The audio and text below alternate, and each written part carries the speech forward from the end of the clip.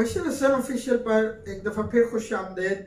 आज की हमारी वीडियो का टाइटल है DMRs।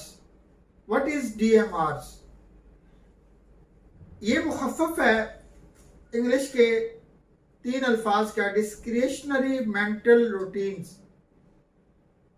मेरा दावा यह है कि अगर आप या आपका बच्चा इस बात को समझ ले और इसको इम्प्लीमेंट कर ले तो मेरा ये दावा है कि आपकी और आपके बच्चे की बहुत सारी जिंदगी आसान हो जाएगी।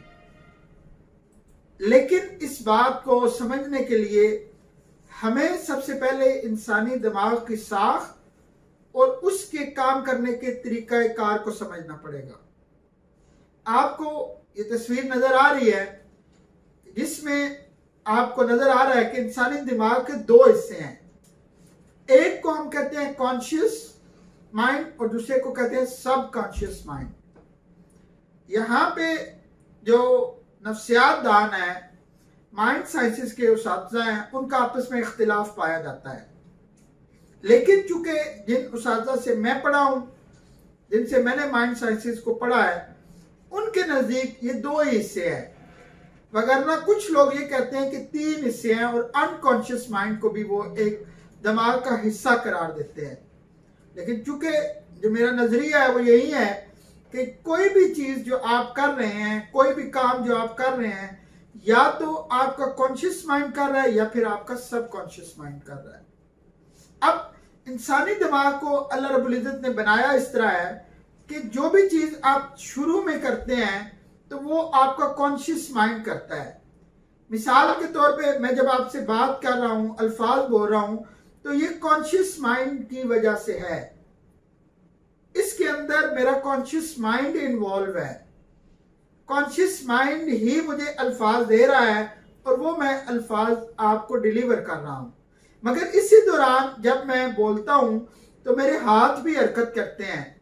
ये हाथों की हरकत जो है ये मेरे कॉन्शियस माइंड की वजह से नहीं है, बल्कि इसको सब कॉन्शियस माइंड कंट्रोल करता है। जब बच्चा पैदा होता है तो कुछ चीजें वो लेकर पैदा होता है, यानी उसके अंदर इनबिल्ट होती है, ऑटो होती हैं। मिसाल के तौर पे चूसना, आंखें झपकना, रोना, अपनी भूख का एहसास दिलाने के लिए जो वो रोता है वो उसे कोई नहीं सिखाता।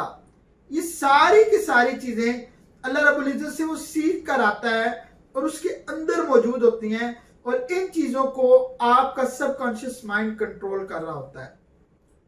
अब मैं जरा इसको और डिटेल में छोटी मिसालों से कुछ से आपको समझाता हूं। मिसाल के तौर पे अगर कोई लड़का है या मर्द है और वो साइकिल या मोटरसाइकिल चलाना सीखता है, शुरू में जब हमने भी सीखा तो कभी आपका ध्यान जो है वो हैंडल की तरफ चला जाता है और कभी उसके पेडल्स की तरफ चला जाता है। इसी तरह अगर आप बाइक सीख रहे हैं तो कभी आप क्लच की तरफ देखते हैं और कभी आप गियर लीवर की तरफ देखते हैं। आप गाड़ी सीख रहे हैं तो वहां पे भी आप कंफ्यूज हो जाते हैं, कभी रेस को देखते हैं, कभी क्लच को देखते हैं और कभी ब्रेक को देखते हैं।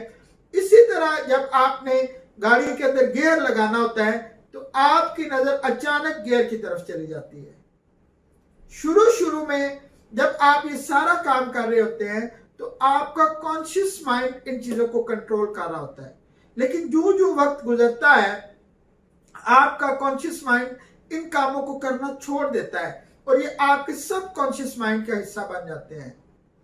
अब बच्चियों को अगर देखें आप, तो बच्चियां जब शुरू में कुछ चीज बनाना सीखती हैं तो शुरू में उनका कॉन्शियस माइंड काम कर रहा होता है, वो चीज की पूरी निगरानी करती हैं। रोटी बनाते हुए जब वो रोटी को बेलती हैं तो बहुत ज्यादा टाइम एक एक चीज को वो देखती रहती हैं, रोटी गोल हुई है या नहीं हुई।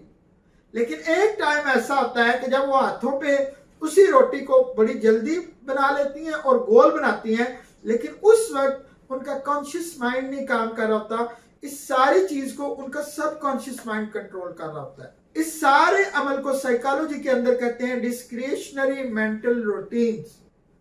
यानी जब आपकी चीजें कॉन्शियस माइंड से निकलकर सब कॉन्शियस माइंड के अंदर फिट हो जाएं तो इसको कहते हैं डिस्क्रिशनरी मेंटल रूटीन्स, यानी वो आपकी रूटीन्स का हिस्सा बन जाती है। आज की इस वीडियो के अंदर हमने भी यही सीखना है कि कौन कौन सी ऐसी चीजें हैं कि अगर हम उन्हें करते हैं, और याद रखिए करने से मुराद एक दफा नहीं है, 30 दफा या 40 दफा नहीं है, 100 टाइम्स जब आप किसी चीज को करते हैं तो वो आपकी आदत और बिहेवियर बन जाता है।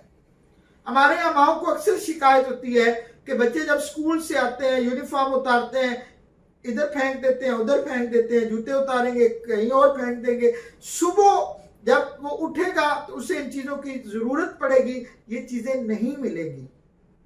इसके लिए क्या करें, आप एक छोटा सा काम कर लें, चीजों के लिए जगह का इंतखाब कर दें और बच्चे को इंसिस्ट करें कि वो सारी की सारी चीजें अपनी अपनी जगह पर होनी चाहिए। मैं सेफ्टी के उसूल में भी यही बात समझाता हूं कि सेफ्टी का यही उसूल है कि हर चीज के लिए एक जगह होनी चाहिए और वो चीज उसी जगह पर होनी चाहिए। अब एक और मिसाल के जरिए आपको बताता हूं कि मैं जो कमीज शर्ट पहनता हूं इसकी 2 जेबें हैं, 2 पॉकेट्स हैं, और 2 पॉकेट्स हैं। मुझे पता है कि मैं कॉन्शियसली शुरू में ये करता रहा कि एक के अंदर वॉलेट होगा और एक के अंदर मोबाइल होगा। अब कभी जब वो मेरे सबकॉन्शियस माइंड का बार बार करने से मेरे सबकॉन्शियस माइंड का हिस्सा बन गया। अगर कभी ये दोनों उलट हो जाएं तो मुझे खफगी होना शुरू हो जाती है, तकलीफ होना शुरू हो जाती है, यानी ये मेरी मेंटल रूटीन से हटता है तो मुझे प्रॉब्लम होना शुरू हो जाती है। इसी तरह यही गुजारिश करूंगा कि एक काम को बच्चे से भी अच्छी आदत को इतनी दफा करवाएं कि उसके सबकॉन्शियस माइंड का हिस्सा बन जाए, और जब वो उसके सबकॉन्शियस माइंड का हिस्सा बन जाएगी, उसकी आदत बन जाएगी, उसकी रूटीन बन जाएगी, उसके बिहेवियर के अंदर सेटल हो जाएगी, आप भी आसान हो जाएंगे, आपका बच्चा भी आसान हो जाएगा। उम्मीद है कि आज की वीडियो आपको पसंद आई होगी। अपना ख्याल रखिएगा। बहुत शुक्रिया।